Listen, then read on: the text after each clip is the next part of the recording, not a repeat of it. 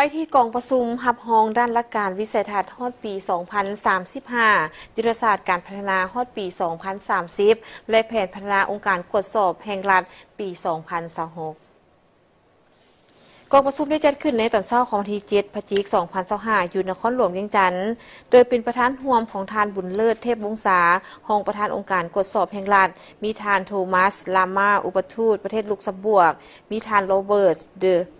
วาห้าผู้ต่างหน้าประจำการห้องการอาซีเวียงจันทน์พร้อมด้วยพนักงานวิชาการเข้าร่วมโดยได้รับการสนับสนุนจากประเทศลุกเซมเบิร์กห้องศาสตราจารย์ปริญญาเอกโพสีจันมิงหัวหน้าสถาบันคนขั้วและฝึกอบรมเวียกงานกวดสอบซึ่งเป็นหัวหน้าคณะรับผิดชอบได้รายงานโดยย่อเกี่ยวกับขบวนการก้าเกียมและทาบทามห่างวิสัยทัศน์ฮอดปี 2035 ยุทธศาสตร์การพัฒนาฮอดปี 2030 และแผนพัฒนาองค์การกวดสอบแห่งรัฐฮอดปี 2026 เพื่อคนขั้วปรับปรุงและเป็นเอกภาพกันทางด้านเนื้อในให้มีความครบถ้วนลึกซึ้งถือกับความเป็นจริง